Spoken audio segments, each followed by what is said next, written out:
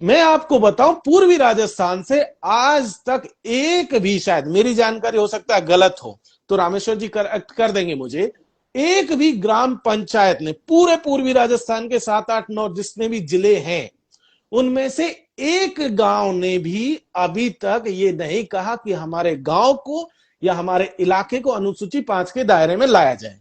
क्योंकि इसके लिए जरूरी यह है कि अगर आपका इलाका, जैसे मान लीजिए कोई ब्लॉक है या कोई तहसील है या फिर कोई आपका जिले का कोई एक हिस्सा है, उसके लिए मिनिमम यह है कि वो कोई एक गांव जो है अकेला, कोई अकेला गांव जो है ना अनुसूची 5 नहीं हो सकता, उसके लिए मिनिमम ब्लॉक या तहसील लेवल का हिस्सा होना चाहिए। लेकिन ये जो रिजर्व एरिया, जैसे स्पेशली हम जानते हैं कि जो जो कॉन्स्टिट्युएंसीज रिजर्व है ज्यादातर, जैसे आपका देख लीजिए धौलपुर और इधर का जो हिस्सा है, ये सब क्वालिफाई करते हैं। करौली की कई तहसील ऐसी हैं जो इसके लिए क्वालिफाई करती हैं। इवन टोडा भीम भी इसके लिए क्वालिफाई करती है। अगर मैं टेक्निकली बात करूं तो अनुसूची 5 के दायरे में आने के लायक टोडा भीम है, करौली है, सपोटरा का हिस्सा, मंडरायल का हिस्सा, ये अनुसूची 5 के दायरे में लाने लायक है। धौलपुर का हिस्सा अनुसूची 5 के दायरे में लाने लायक है। अगर यहां की पंचायतें, अगर यहां की ग्राम पंचायत ये प्रस्ताव पास करे और उसे टीएसी तक भेजे, जहां उसको राज्यपाल तक जाएगी आगे और राज्यपाल उसको राष्ट्रपति तक भेजे, तब उस इलाके को अनुसूची 5 डिक्लेयर करने की जिम्मेदारी राष्ट्रपति तक होती है। भाई लोगों, अपने जो भी यार दोस्त हैं उनको इसका लिंक भेजिए और ज्यादा से ज्यादा लोगों को जोड़िए, बिकॉज ये मतलब काफी दिनों से डिमांड आ रही थी कि हम लोग यहाँ पर 5वीं अनुसूची के बारे में बात करें, डिस्कशन करें, उसका जो भी स्टेटस है उस पर डिस्कस करें।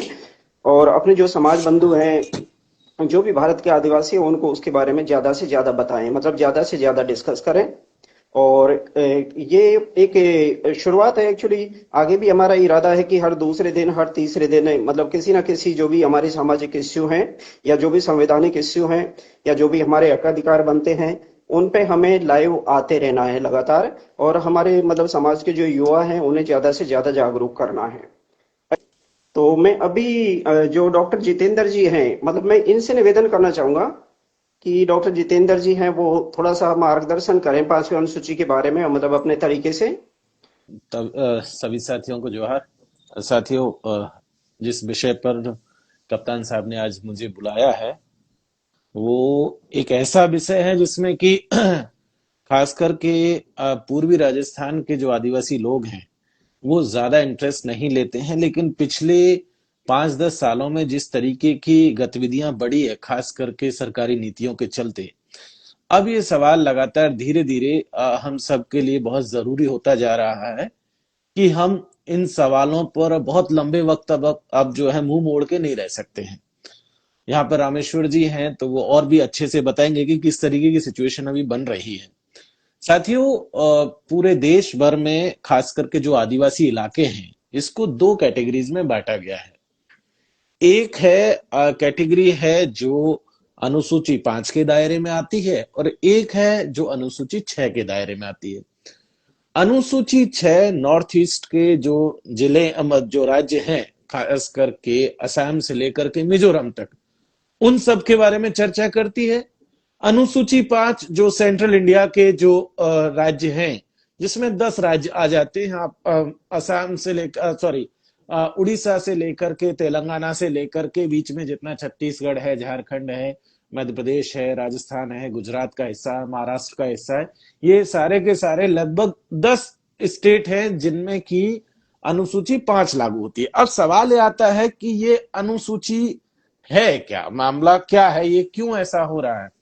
देखिए, संविधान सभा में जो कमेटियां बनी थी, संविधान जो कमेटियां बना रही थी, उनमें अलग अलग मसलों को लेकर के कई कमेटियां बनी थी। उनमें आदिवासियों से जुड़े हुए जो मसले थे उसके लिए 2 कमेटियां थी।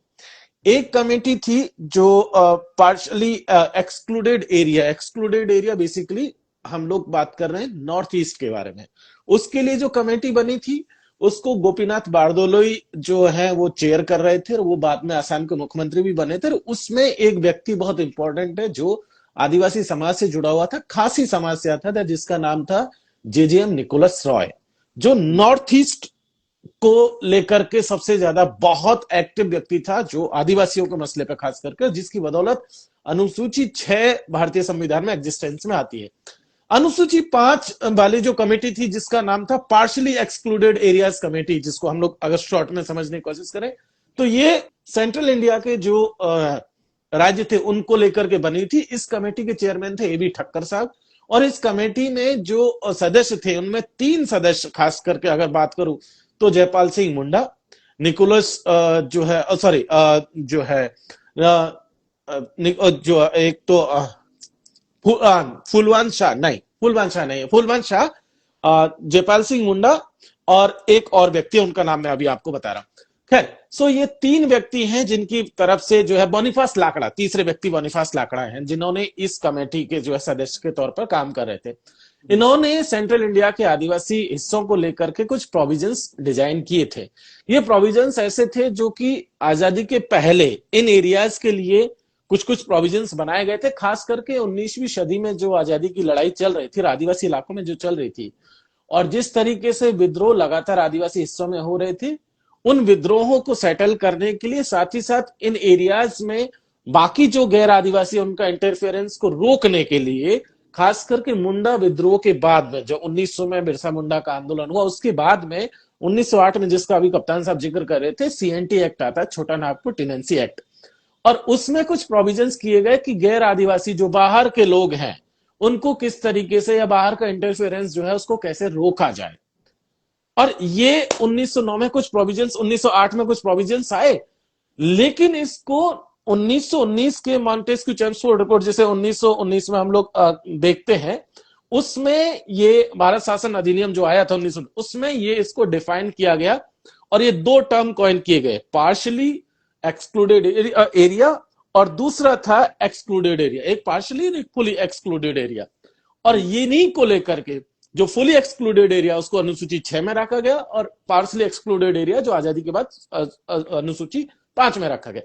दरअसल ये दोनों क्या बात करते हैं, moral of the story short में आपको समझाने की कोशिश करते हैं। दरअसल ये दोनों जो चीजें अनुसूचियां हैं, ये आपके रिसोर्सेज को, जिसमें जमीन भी शामिल है, उस पर आपको हक देती है कि आप उसका कैसे यूज करेंगे, या देश के बाकी लोग कैसे यूज करेंगे, इसको तय करने का हक उस इलाके के लोगों को होगा।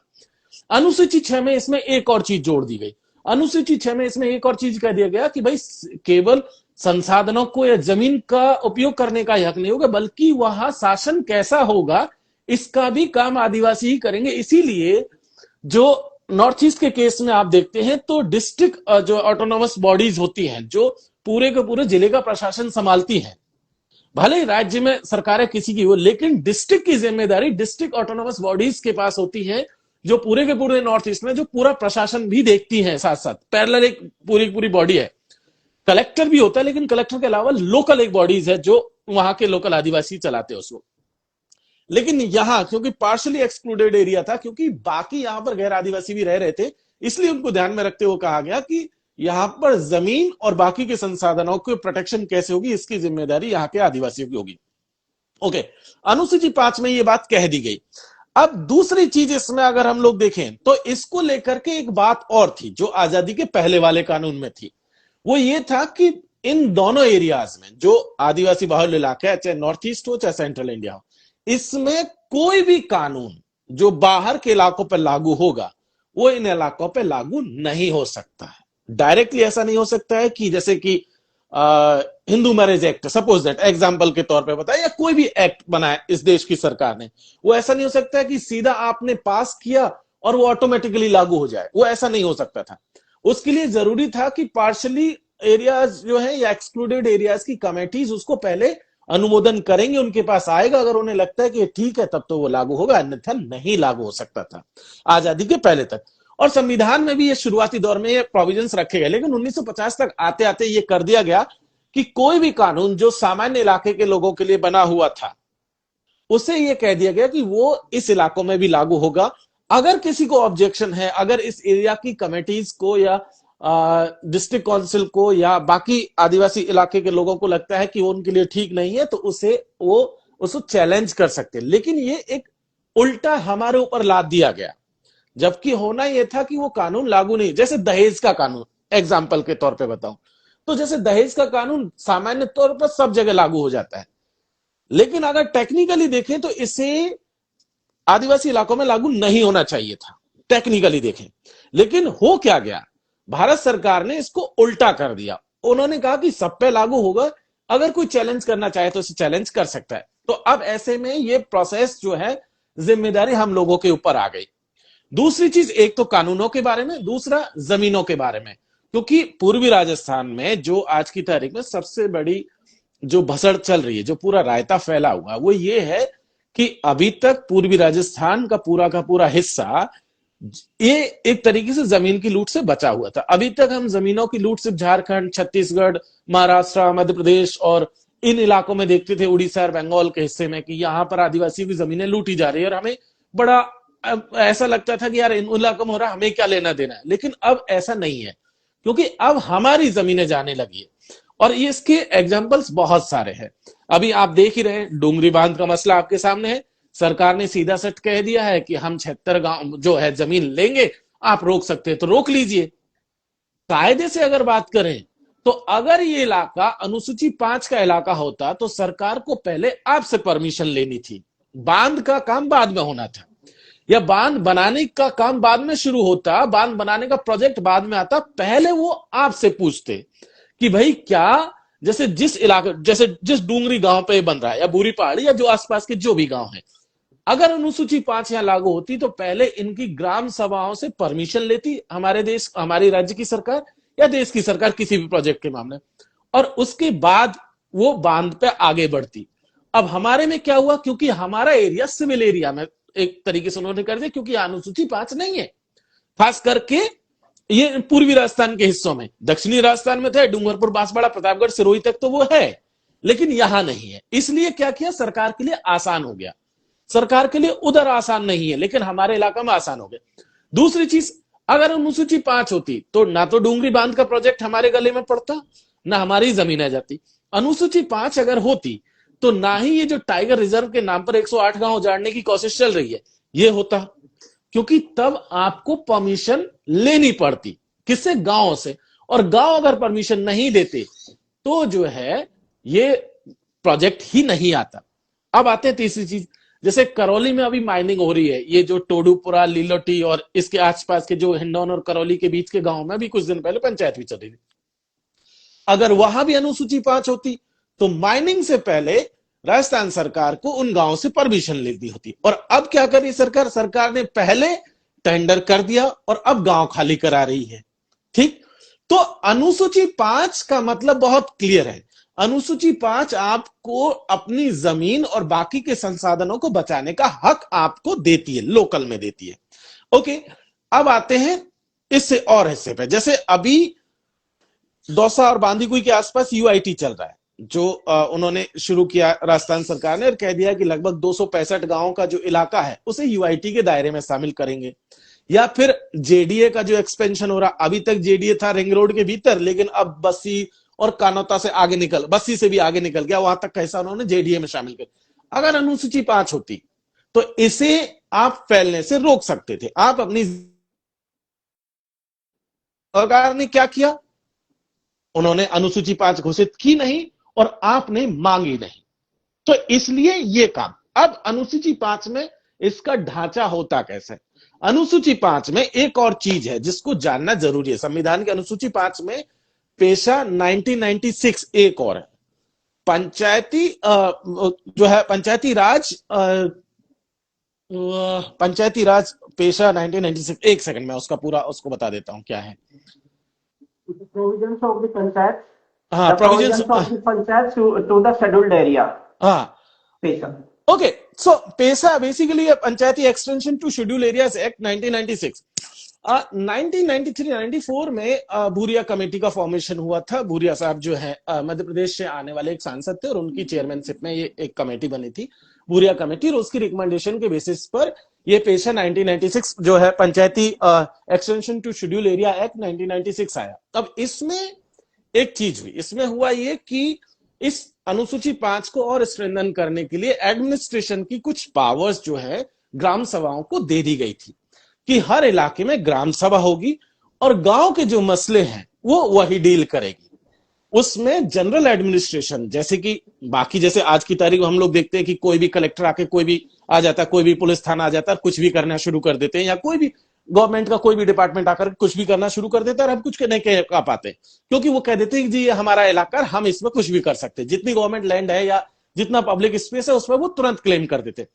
लेकिन अगर ये अनुसूची 5 होती तो यहां पर पेसा 1996 अप्लाई होता, और अगर पेसा 1996 अप्लाई होता तो आपका चाहे पुलिस थाने का इंस्पेक्टर हो या हवलदार हो या कलेक्टर हो या आपका प्रधानमंत्री हो, वो इस इलाके में बिना ग्राम सभा की अनुमति के, क्योंकि पेसा 1996 में कह रखा है कि ग्राम सभा जो है हाईएस्ट बॉडी होगी, उसे कोई चैलेंज नहीं कर सकता। तो आपका इवन प्राइम मिनिस्टर भी शेड्यूल्ड एरियाज में बिना ग्राम सभा की अनुमति के प्रवेश नहीं कर सकता है। ये एकदम टेक्निकली मैं बात बता रहा हूं, जो कानून के दायरे में आता है, जो चीजें कानून में है। प्रैक्टिस में हो रहा है कि नहीं हो रहा है वो एक अलग मसला है, लेकिन कानून ये कहता है कि ना ग्राम सभा और ना लोकसभा, सबसे ना विधानसभा ना लोकसभा, सबसे बड़ी ग्राम सभा, क्योंकि ग्राम सभा के पास वो पावर्स थी कि कोई भी प्रोजेक्ट, कोई भी गैर आदिवासी या उस इलाके से बाहर का कोई भी व्यक्ति तब तक एंट्री नहीं कर सकता जब तक कि ग्राम सभा उसको रिटर्न में परमिशन नहीं दे देती है। और हुआ क्या, क्योंकि हमारा इलाका इस सबसे बाहर था, तो सरकार भी आती है, पुलिस भी आती है, कोई भी आकर के एरू गैरू नथु खैरू जो आकर के आपकी जमीन कब्जा कर लेता है, कोई बुलडोजर लाकर के आपके इलाके से सड़क बना देता है, कोई पहाड़ तोड़ने आ जाता है, कोई डैम बनाने आ जाता है, कोई किसी भी करने के, जिसका जो मन करता है वो आकर के करके चला जाता है, क्योंकि अनुसूची 5 वहां पर लागू नहीं है। ओके, अब इसको अगर क्या कप्तान साहब कुछ कहना चाह रहे हैं? नहीं नहीं, आप मैं कंटिन्यू रहिए। ओके, सो अब इस पूरी चीज को अगर समझने की कोशिश करें तो मामला है क्या, हम चाहते क्या है? हम दरअसल इस पूरे इलाकों को अगर आप बचाना चाहते हैं, चाहे सरकारी पॉलिसीज से जो जमीन की लूट शुरू हुई है, चाहे वो बांध के नाम पर हो या टाइगर रिजर्व के नाम पर हो या माइनिंग के नाम पर हो या यूआईटी के नाम पर हो या घड़ियाल अभ्यारण्य के नाम पर हो या किसी भी नाम पर हो, जैसे आपको याद होगा शाहपुर जो शाहबाद किशनगंज शाहबाद का जो इलाका है बारह का, वहां पर 1 साल पहले सरकार ने, राजस्थान सरकार ने कहा था कि वहां सोलर प्लांट लगाएगी, बहुत सारे सोलर की जो है प्लांट लगा करके उन्होंने पेड़ काटने का हुक्म दे दिया था, लेकिन किसी तरीके से हाईकोर्ट के ऑर्डर के बाद वो रुक गया प्रोजेक्ट। तो इस तरीके के प्रोजेक्ट्स आते रहेंगे। या फिर सड़क के नाम पे अभी आप देख रहे होंगे दिल्ली मुंबई निकला, इसी इलाके से आप दिल्ली से ले लीजिए, जो आपका सोहना से लेकर के जैसे अलवर मेवात में एंट्री करते हैं, अलवर भरतपुर, ओके, करौली, मतलब करौली तो नहीं आता, दौसा सवाई माधोपुर होते हुए जो पूरी की पूरी बेल्ट जा रही है, कोटा से लेकर के आगे जो है निकल जाइए तो रतलाम से लेकर के बॉम्बे तक, बीच में सूरत, दाहोद, बड़ौदा, ये सब पड़ रहा है, ये सारा का सारा आदिवासी बेल्ट से होकर के निकल गया और इसने आपका बड़ा हिस्सा जमीन का खा लिया। अब उसके बाद देख ली पूर्वी राजस्थान को, उधर जो है वेस्टर्न हिस्से से लेकर के इधर लालसोट तक का एक रोड अलग से निकाल दिया, ब्यावर से लेकर लालसोट की एक कनेक्टिविटी और निकाल दी। आज मैं एक किसी अखबार में पढ़ रहा था कि कोटपुतली से लेकर के पता नहीं कहां सीकर के आगे तक कहीं एक और कनेक्टिविटी बता दी। So moral of the story ये है कि ये सड़कों का जो जाल बिछाने की कोशिश चल रही है, इसका मकसद क्या है? क्या ये सड़क आपके लिए बनाई जा रही है? जैसे इसको लेकर के एक मिसकंसेप्शन क्या होता है कि एक तरीके से समझ लीजिए कि एक भ्रम ये होता है, जैसे 19वीं सदी में जब अंग्रेज रेलवे लाइन का लेकर के आ रहे थे तो उन्होंने भी ये भ्रम फैलाया था कि रेलवे लाइन अगर आएगी तो इससे देश में मॉडर्निटी आएगी। बहुत सारा मिसकंसेप्शन था, ये झूठ था कि भाई रेल आएगी तो देश का विकास हो जाएगा और यहाँ जो है ना लोग जुड़ेंगे, ये सब होगा। दरअसल रेल लाने का मकसद ये था, आप भी जानते हैं हम भी जानते हैं कि रेल से ट्रेवल करने वाले कितने हैं और रेल से असल काम जो हो रहा है वो क्या है। तो उस दौर में असल काम ये था कि कैसे कच्चा माल आदिवासी इलाकों से निकाल करके पोर्ट तक ले जाएगा।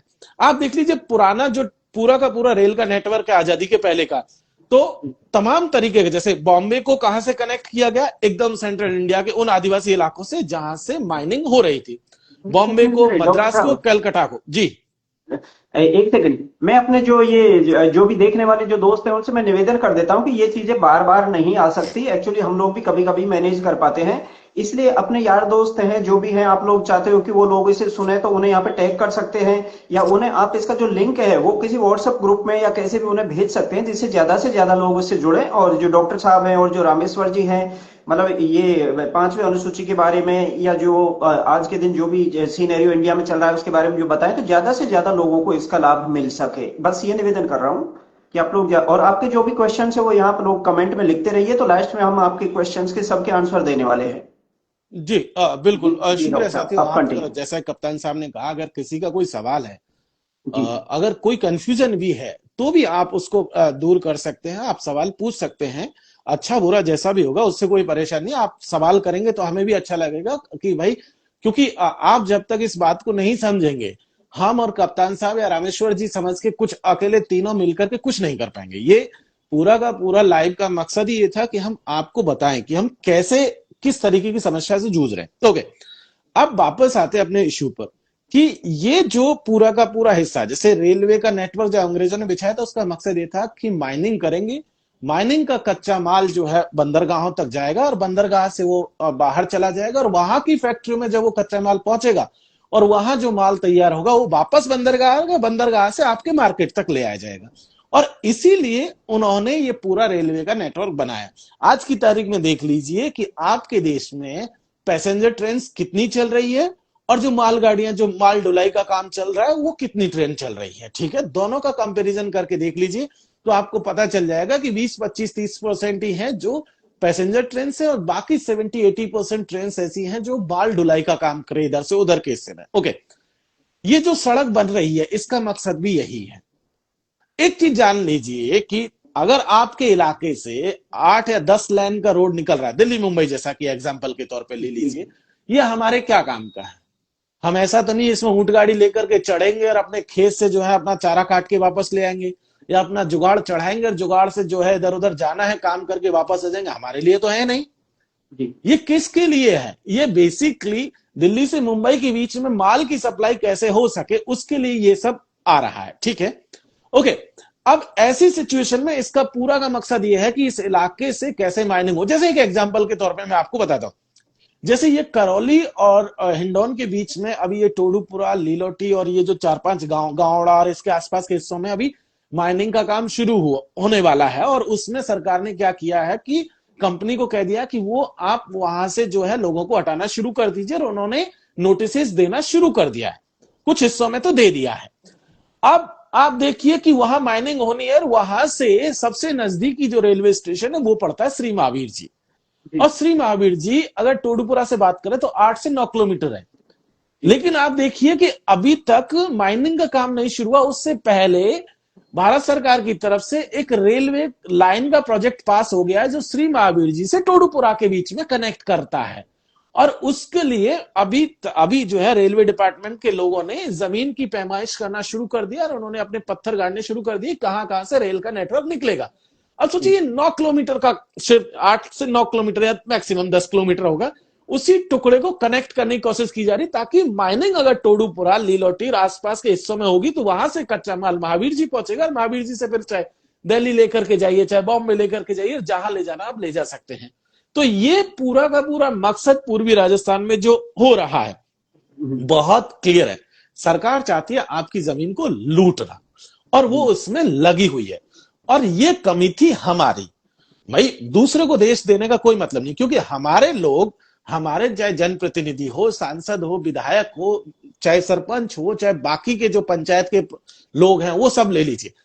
ऐसा नहीं है कि ये सब अनजान लोग थे, ये सब जानते थे, सारी चीजें जानते थे। मैं एग्जाम्पल के तौर पे आपको बता सकता हूं, जब ये माइनिंग जो टोडूपुरा, लीलोटी के आसपास जो हो रही है, ये 2009-10 में ये प्रोजेक्ट पास किया, तब देश में कांग्रेस की, यूपीए की सरकार थी।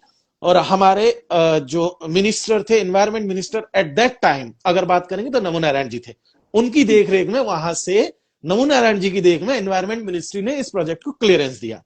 2012 में इसका दैनिक भास्कर अखबार में इसका एडवर्टीजमेंट निकला था। उसके उस समय वहां देखेंगे तो राजस्थान में सरकार जो है बीजेपी की थी, उसके बाद में फिर कांग्रेस की सरकार आई। ये प्रोजेक्ट में जो है कुछ जगह पर जो है में आप देखेंगे तो उन्होंने ड्रिल करके सैंपल्स कलेक्ट किए थे, मुझे लगता है शायद 2017-18 में। उस समय कांग्रेस की सरकार थी, बीजेपी आती रही, कांग्रेस आती रही। तो जाहिर सी बात है हमारे लोगों को पता था, सांसदों को पता था, जो लोकल विधायक हैं, जो आज के जो विधायक हैं इनको तो खैर रही है, लेकिन इससे पहले के जो विधायक थे उनको भी पता था कि माइनिंग होने जा रही है। वैसा ही चीज करौली में है। जब टाइगर प्रोजेक्ट आया था 2022-23 में, उस समय पर जो वहां के लोकल विधायक थे, जो अब एक्स विधायक हो गए हैं, उन्होंने सफारी पार्क का उद्घाटन किया था। सफारी पार्क जो है जिसका उद्घाटन उन्होंने किया था, ये उन्हें पता था कि ये क्या होने जा रहा है आगे, और उसके बावजूद भी उन्होंने किया। आज की तारीख में वो, क्योंकि अब वो सत्ता में नहीं है, तो जा करके मंच पे भाषण दे रहे हैं, कह रहे हैं कि जी बहुत गलत हो रहा है, जबकि उद्घाटन वो खुद करके आए हैं। उस समय पर देश में सरकार जो है यहां बीजेपी की थी, वो खुद जो है वहां से विधायक थे। सेम चीज डूंगरी बांध के साथ है। ये प्रोजेक्ट कांग्रेस के समय पर आया, फिर डीपीआर बदलते बदलते बहुत सारी चीजें हुई, सरकार भी बदली और मंत्री भी बदल गए और विधायक भी बदल गए, सब कुछ बदल गया। इसलिए ये कहना कि हमारे जनप्रतिनिधियों को पता नहीं था, या तो हम अपने आप को बेवकूफ बना रहे हैं, या जनता को बेवकूफ बना रहे हैं, या उन्हें बेवकूफ समझ रहे हैं। तो नेताओं को सबको पता था, ऐसा नहीं है किसी भी कोई भी नेता ऐसा नहीं है जिसको पता नहीं था, सबको पता था सारी चीजें। इसीलिए यहां पर यह कहना, कम से कम आप लोगों से तो हम हकीकत में बात कर ही सकते हैं कि कोई भी प्रोजेक्ट ऐसा नहीं है कि रात में सरकार को ख्याल आया और सुबह उसको लागू कर देते। कोई भी प्रोजेक्ट हो इस देश में, कोई भी प्रोजेक्ट के लिए मिनिमम 10-12 साल चाहिए होता है, और इतने में सरकारें कई बार बदल चुकी होती हैं। तो ये प्रोजेक्ट सारे के सारे जब आए, उससे पहले हमारे जनप्रतिनिधियों को, चुने हुए लोगों को पता था, लेकिन उसके बावजूद भी उन्होंने क्या किया, आंखों पे पट्टी रखी और काम को होने दिया। अब जनता जब खड़ी हो रही है, तब भी आप देख लीजिए आपके जनप्रतिनिधि आपके साथ हैं या नहीं है। मुझे बताने की जरूरत नहीं है, हम सब लोग जानते हैं कि हमारे जनप्रतिनिधि कहां पर खड़े हुए। अब आते हैं दूसरी, एक साथी ने सवाल किया था कि ये इलाका अनुसूची 5 के दायरे में क्यों नहीं है, खास करके ये असल सवाल है दोस्त। ये इसलिए नहीं है क्योंकि इसकी डिमांड हमने की ही नहीं कभी। अब सवाल है कि ये अनुसूची 5 के दायरे में आ कैसे सकता है। मोटा मोटी 2-3 तरीका। पहला, आपकी पंचायत, जो ग्राम पंचायत है, वो लिख करके एक प्रस्ताव पास करे, जिसे वो आगे फॉरवर्ड करे, डिस्ट्रिक्ट कलेक्टर तक भेजे, उसे राज्यपाल तक भेजे, और उसके बाद वो राष्ट्रपति तक जाता है। अगर हर जिले से आपका 10, 15, 20 पंचायत है, हर जिले से भी मैं बात कर रहा, अगर ये लिख करके देती है कि इस इलाके को अनुसूची 5 के दायरे में लाया जाए, तो वो काम हो सकता है। क्योंकि अनुसूची 5 के दायरे में लाने की घोषणा या किसी इलाके को अनुसूची 5 डिक्लेयर करने का काम सिर्फ और सिर्फ इस देश का राष्ट्रपति ही कर सकता है, और कोई नहीं कर सकता। ये पार्लियामेंट का काम नहीं है, ये राष्ट्रपति का काम है। और राष्ट्रपति को ये काम जो है, ये काम करने की जिम्मेदारी, या ये कह सकते हैं उनको इन्फॉर्म करने का काम राज्यपाल करता है, मुख्यमंत्री नहीं करता है। और राज्यपाल तक ये खबर पहुंचाने का काम आपका है, वो चाहे आप ग्राम सभा के थ्रू, ग्राम पंचायत के थ्रू कीजिए या कलेक्टर के थ्रू कीजिए। तो अगर आप इसको राज्यपाल तक लेकर के जाते हैं, राज्यपाल राष्ट्रपति तक लेकर के जाता है, तो ये काम हो सकता है। हर प्रदेश में, इस अनुसूची 5 के प्रदेश में एक कमेटी है जिसका नाम है टीएसी, ट्राइबल एडवाइजरी काउंसिल, जिसमें आजकल ट्राइबल जितने भी हमारे विधायक होते हैं वो ज्यादातर उसके मेंबर तो होते ही हैं, लेकिन उसके चेयरमैन जो है कई जगह पर मुख्यमंत्री है, कई जगह अलग लोग हैं, लेकिन मुख्यमंत्री है ज्यादातर जगह पे। तो हमारे यहां पर भी है।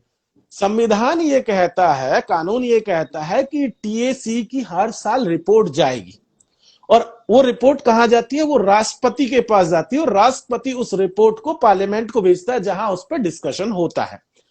मैं आपको बताऊं, पूर्वी राजस्थान से आज तक एक भी, शायद मेरी जानकारी हो सकता है गलत हो तो रामेश्वर जी कर देंगे मुझे, एक भी ग्राम पंचायत ने पूरे पूर्वी राजस्थान के 7, 8, 9 जितने भी जिले हैं, उनमें से एक गांव ने भी अभी तक ये नहीं कहा कि हमारे गांव को या हमारे इलाके को अनुसूची 5 के दायरे में लाया जाए। क्योंकि इसके लिए जरूरी यह है कि अगर आपका इलाका, जैसे मान लीजिए कोई ब्लॉक है या कोई तहसील है, या फिर कोई आपका जिले का कोई एक हिस्सा है, उसके लिए मिनिमम ये है कि वो कोई एक गांव जो है अकेला, कोई अकेला गांव जो है ना अनुसूची 5 नहीं हो सकता, उसके लिए मिनिमम ब्लॉक या तहसील लेवल का हिस्सा होना चाहिए। लेकिन ये जो रिजर्व एरिया है, जैसे स्पेशली हम जानते हैं कि जो जो कॉन्स्टिट्युएंसीज रिजर्व है, ज्यादातर जैसे आपका देख लीजिए धौलपुर और इधर का जो हिस्सा है, ये सब क्वालिफाई करते हैं। करौली की कई तहसील ऐसी हैं जो इसके लिए क्वालिफाई करती हैं, इवन टोडा भीम भी इसके लिए क्वालिफाई करती है।